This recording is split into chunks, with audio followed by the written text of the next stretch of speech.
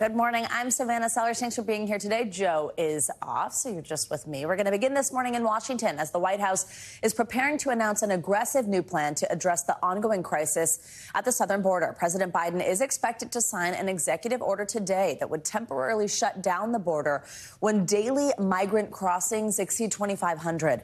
It would reopen when the number falls below 1,500. This is according to three people who are familiar with these discussions. Well, NBC News exclusively reported the details of the executive order last month. The order is expected to rely on a U.S. code that would let the president suspend the entry of specific groups of migrants whenever attempted border crossings grew too high, as we just outlined. For more on what we can expect, to lead us off this morning, we are joined by NBC News White House correspondent Monica Alba and NBC News Homeland Security correspondent Julia Ainsley. She's in Mission, Texas, at the southern border.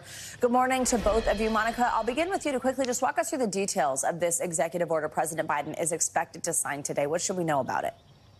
So what's really important about this is that this is actually a provision that was going to be a part of the bipartisan border bill that the White House and Senate Republicans worked on for months. They were hoping to really put this and enshrine this in legislation because they thought that that would have given the president more clear congressional authority to temporarily shut down the border. But when that effort failed, the White House essentially went back to the drawing board, specifically with this idea, and they have now for weeks been trying to craft what they think could hopefully, in their view, stand up in court when it comes to this idea of temporarily shutting down the border to migrants who are crossing illegally at the U.S.-Mexico border when that daily encounters number between ports of entry exceeds 2,500. And we should point out that Department of Homeland Security officials right now on average say crossings are around 4,000. So in effect, once the president signs this, it could begin immediately, and then it would drop back down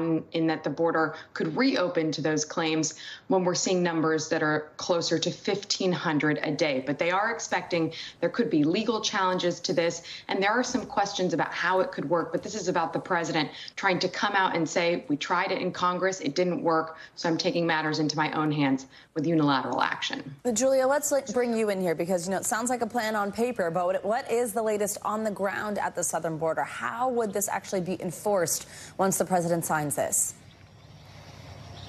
Well, the key thing to know is we talk about a border shutdown. We're not talking about the end of legitimate trade and travel. People can still come through those lanes going from Mexico to the U.S. and vice versa. And immigrants who sign up on the CBP1 app and go to a legitimate, the wildlife's waking up around here, go to a legitimate port of entry to claim asylum, they can still do that. What that stops is traffic at places just like this behind me. You see the border wall here, just about 100 feet beyond this wall. There's a bridge, the Ansel Duis Bridge. Just about 2 years ago, we were here. There were hundreds of migrants under that bridge coming across, claiming asylum, and then starting what can be a multi-year process to an immigration court where a judge will ultimately decide whether or not they can stay in the U.S. or be deported. Under this, when that trigger goes into effect, as we expect it would do almost immediately because border numbers are already well over 2,500 a day, we would expect that any immigrant that crosses illegally in places like this would not be able to claim asylum. In fact, they would be sent back into Mexico or put on a fast track for deportation. And that is why we're hearing about it this week and not earlier, because we understand the Biden administration wanted to wait for Mexico to get through their elections last weekend before they announced this, because they know they're relying so heavily on Mexico in order to implement this. I will say, as a practical effect, though, we could see a quick lawsuit from immigration advocacy groups that will challenge this in court and join it, and then the Biden administration will be able to turn back to Republicans in Congress and say, look, we did our part, we tried, we need the authority from Congress. Monica, this comes as polling shows that voters are not satisfied with the president's handling of the border. An NBC News poll from earlier this spring showed that more than 2/3 of registered voters disapprove, in fact, of his handling of the situation. What legal challenges, though, as Julia just touched on there, could Mr. Biden potentially face with this executive action, even though voters do apparently want to see some action? Yeah, and this has been a political vulnerability for the president and the White House for a long time. It is a far cry, though, from what candidate Joe Biden promised to do when it came to immigration. He wanted to roll back and reverse much of these policies that were put into place by his predecessor, former President Trump. And now, because of the way that we are seeing polling and the reality, and of course, some of the changes of global migration patterns, the White House is saying, no, the president has to be firmer. He has to take more of these steps and be more aggressive. And we do expect there will be plenty of pushback from some progressive lawmakers and from some immigration advocacy groups. But we should point out that the White House tried for a long time to include important humanitarian carve-outs in this expected executive action. So unaccompanied minors who are traveling alone will be exempt from this. Also, those who might be subject to severe human trafficking will be exempt from this. So they tried to look at essentially what the Trump administration did was something similar to this, and they tried to improve it so that it would stand up in court, but they are still bracing for those legal challenges, as this incredibly thorny political issue is a big part of it. They also say that they have been working with Mexico. There has been so much diplomatic effort behind the scenes to try to get to this place that expect the president to say, we've been really working on this for months. It's the culmination of that, and there could be more steps. There could be a series of additional actions that the administration takes in the weeks to come, too. Savannah. Julia, we know the mayors of border cities in Texas will be at today's announcement in Washington. Tell us the challenges these leaders face as they try to get a grip on the large number of border crossings. They are who are seeing this and dealing with this firsthand. Well, often when we come down here to the border, we talk to mayors of cities like McAllen and El Paso, Texas, who say, look, we're overwhelmed. We need more help from the federal government. So it's a big win for Biden today to get some of those border mayors by his side, including the mayor of McAllen, which is just the neighboring city to where we are here in Mission. But there are some who said they couldn't come, said there were scheduling conflicts. It's not clear if that was because they disagree with this or they think that this is coming too little too late. But my producers have been in touch with those mayors, and they understand that the mayor of El Paso and of Yuma will not be attending today. All right, Monica and Julia, thank you both very much for your reporting and for kicking us off this morning. Well, opening statements are expected to take place today in the trial against President Biden's son, Hunter Biden. The jury of 6 men and 6 women was selected and sworn in yesterday. Hunter Biden is facing 3 felony counts related to the 2018 purchase of a gun. He's pleaded not guilty to the charges after a plea deal fell apart last summer. And he does face up to 25 years behind bars if he's convicted. NBC News senior investigative producer Sarah Fitzpatrick joins us once again this morning from outside the courthouse in Wilmington, Delaware. Sarah, good morning. Let's start with that jury. They were selected yesterday in a process that was pretty quick, quicker than expected. What do we know about them and how this went? Good morning, Savannah. That's right. The process went much faster than expected. They selected 6 men, 6 women, and 4 alternates for a jury that is expected to hear about 1 to 2 weeks of testimony.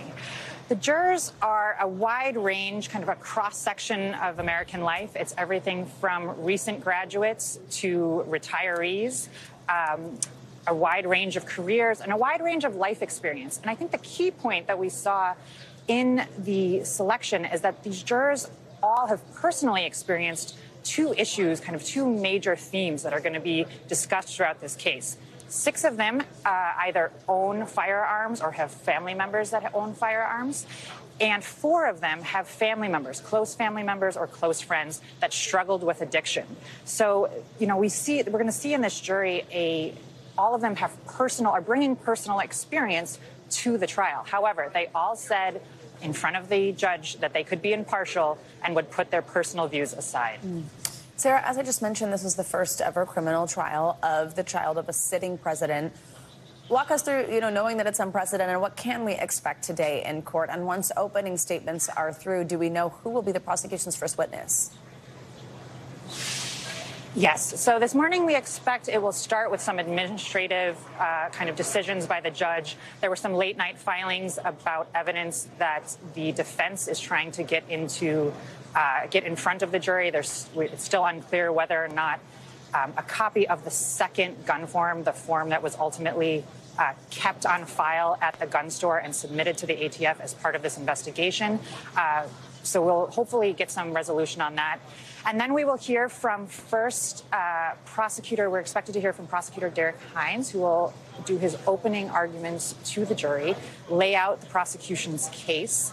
And then we will hear a response from Hunter Biden's attorney, Abby Lowell, who will seek to kind of poke holes and undermine the prosecution's assertion that Hunter Biden knowingly filled out a federal form and that he was untruthful when he purchased that gun. After that is over, if there is still time, we expect to hear from the prosecution's first witness, which is an FBI agent. And she is going to be a really critical part of laying out this case, because she is going to be used to introduce a series of text messages, contemporaneous evidence and contemporaneous communications that Hunter Biden had with a wide range of individuals that prosecutors believe will demonstrate that he was an active drug user at the time. Sarah Fitzpatrick, thank you very much. Of course, this all comes as First Lady Jill Biden and other members of the Biden family were in the courtroom yesterday. We'll see if that continues. Sarah, we appreciate your reporting.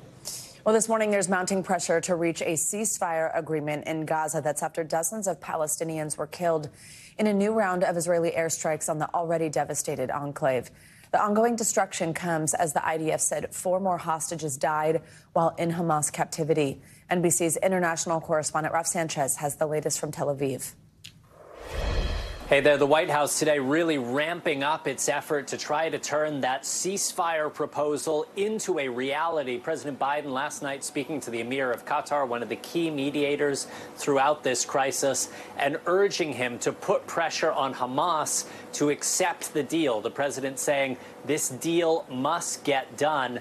Today, we're going to see Jake Sullivan, the national security advisor, briefing the families of the American hostages on the latest on these ceasefire talks. We're also going to see Secretary Blinken at the State Department meeting with the Secretary General of the United Nations. That comes as the U.S. is trying to push a new resolution through the UN Security Council, calling for this ceasefire, calling for this hostage deal, and the U.S. hoping to get some rivals like Russia and China on board, saying the Security Council must speak with one voice.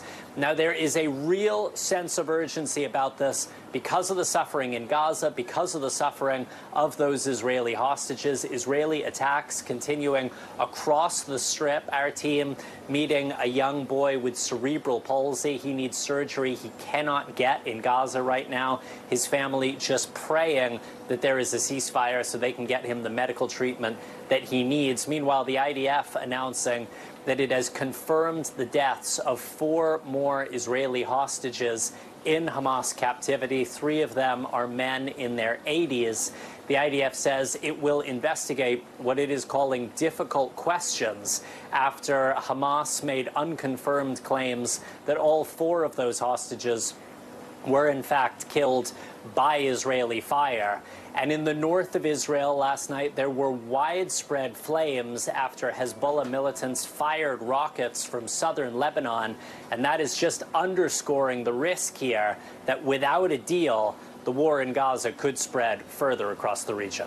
Back to you. All right, Raf Sanchez, thank you very much. Well, let's turn now to Capitol Hill, where Senate Democrats are preparing new legislation that aims to protect reproductive rights ahead of the November elections.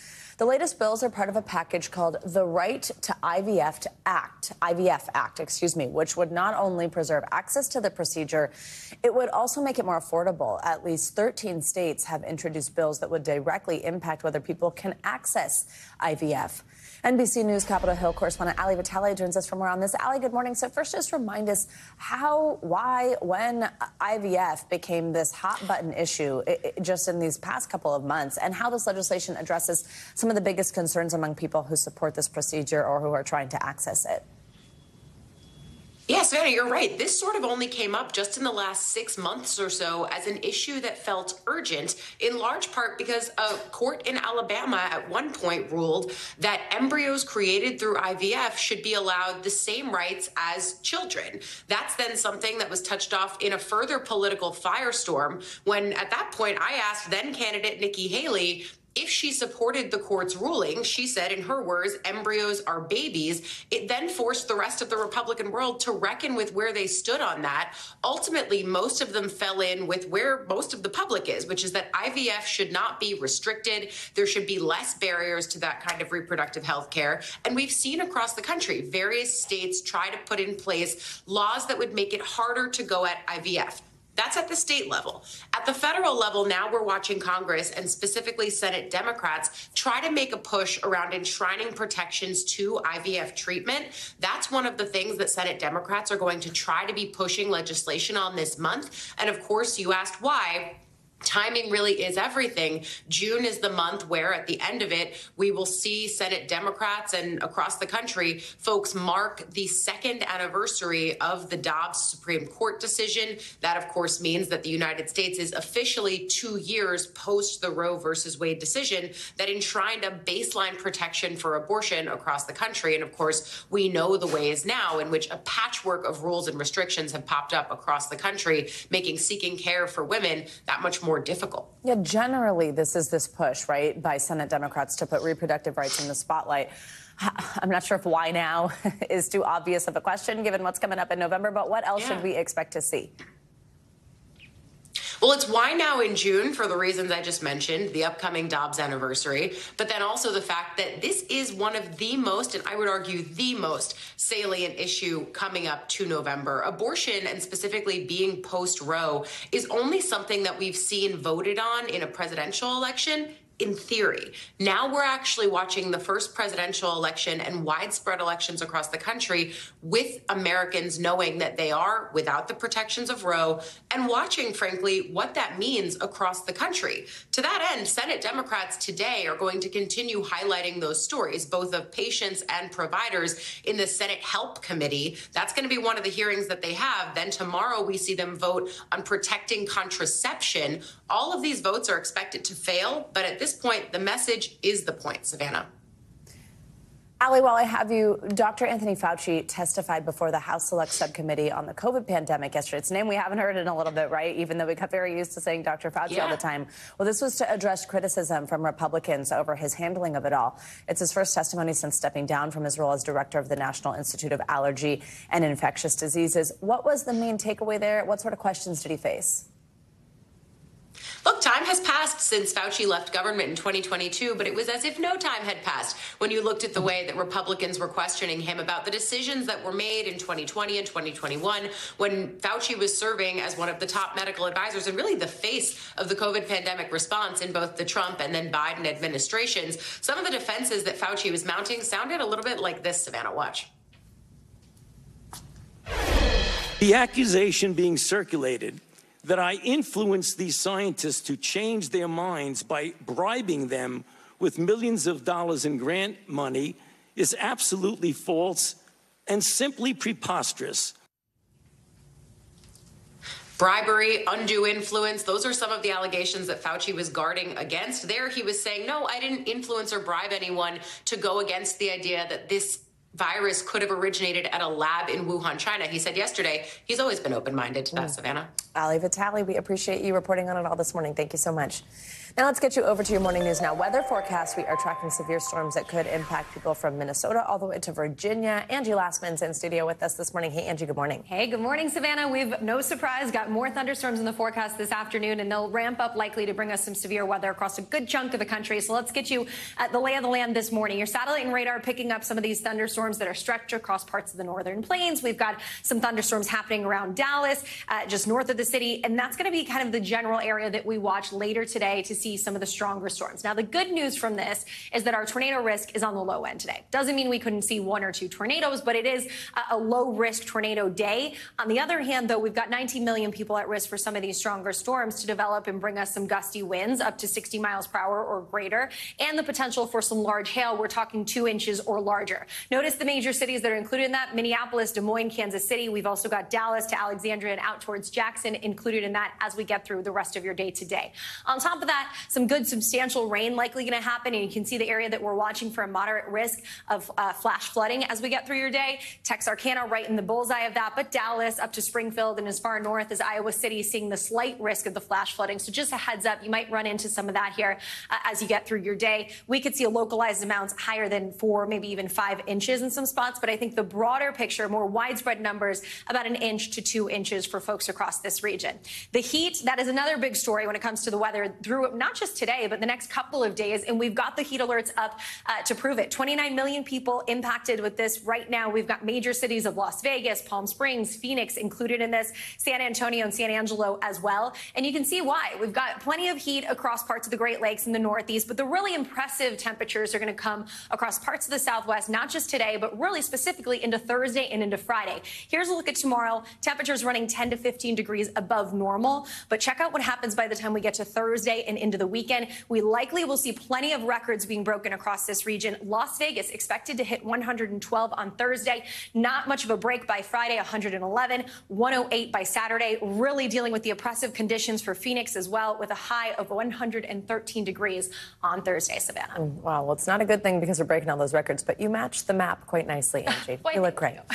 All right, well, talking about heat records being broken is a perfect segue into the fact that last month marked the 12th consecutive month of record-breaking temperatures worldwide. This year in the U.S., here's how this could really affect you. Here's how this could impact your wallet. Home cooling costs are set to become the highest in a decade at more than $700 per household. We have NBC News national climate reporter, meteorologist Chase Kane here with more on this. Chase, you've been on the show before. I don't think I've ever had you in studio. It's great to see you here. Thanks for coming by. So I've got a lot of climate anxiety. So hearing stuff like this, I mean, it just seems like it's some bad news. Tell us, though, here, where are we seeing those highest temperatures records being broken, as Andrew was mentioning? Yeah, so climate is influencing two things. It's influencing the big picture, which is what we were just talking about there. 12 months in a row. Basically, you pick a month. You pick August, December, May, whatever month. The hottest of that month has all happened in the last 12 months. Wow. Some paleoclimate scientists say it's not just the hottest time in recorded history, that we're actually living in the hottest time in all of human history. So that is certainly concerning. When we zoom into the U.S. and look specifically at how climate change is influencing temperatures, if we look back just at the month of May, our friends at Climate Central did this analysis to try and strip the noise out and get to the signal here. And you see those dark red, basically black dots along the Gulf Coast from Texas over to Florida. That is where we really saw the influence of climate change last month. And they're going to continue doing this every month so that we can actually zero in and say this wasn't just regular old summertime heat. This is actually climate change. So I had a chance to talk to their head of climate science yesterday about what we should think when we see a map like this.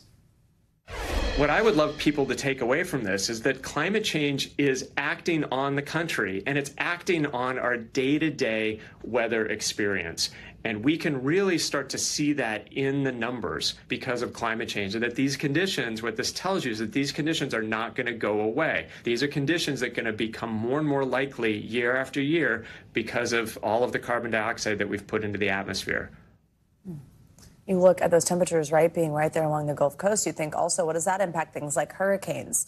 2023 also had the highest number of deaths related to climate. 2,300 people died more than actually from heat-related issues. How are American communities, when you think about it, when you take about the climate out of it, when you take the politics out of it, I mean, this is just a public health issue. What are communities doing for the people that live there? Yeah, I mean, climate change is really about us, right, Savannah? It's about people. It's about the impact on living things on this planet. In terms of what we're doing about it, it is a bit of a mixed bag. There are 3 cities, Miami, Phoenix, and Los Angeles, that all have chief heat officers, and it's basically their job. How do we keep people safe when it gets really hot, right? So that's one really good thing. The National Weather Service and the CDC also have some new tools that they've been rolling out this year to help give people a warning when we're going to have some of this extreme heat, like Angie was just talking about a few minutes ago. And one important question to consider, which honestly I haven't even given this a lot of thought myself, is what happens if the power goes out during a dangerous heat wave? We're in New York City, power goes out, it's hot. What do you do? Thinking about those kind of questions now will help keep people safe later on. Oh, such a good point. Let's talk about the money of it all, because sometimes that can make people care too, right? What is this going to cost you? I mentioned a minute ago about it just costing more to cool your homes. In fact, there are projections out there that this year it's going to cost Americans 8% more to cool down their homes. What kind of help is available, and what kind of strain is that putting on people? I mean, it's putting a strain on everyone's wallet, right? Like, things are more expensive, and there is federal aid that goes to help people pay for utility bills when it gets really hot. But even the federal money that's been put into that program is about $2 billion less than it was last year. So they think with the higher cost, with less money, that these two nonprofits say they might be able to help 1 million fewer households, which is significant. You know, the other consideration is maybe people have air conditioning, but now they're figuring out, how long can I run the AC? You know, do I need to turn it off? Do I need to just try and deal with the heat? And those can be potentially dangerous decisions depending on someone's health conditions. Absolutely. Or when we see heat in these areas where people don't actually traditionally have air conditioning, like in the Pacific Northwest, things like that. Chase Kane, thank you very much. Important reporting, and good to have you in studio with us. Thanks for watching. Stay updated about breaking news and top stories on the NBC News app, or follow us on social media.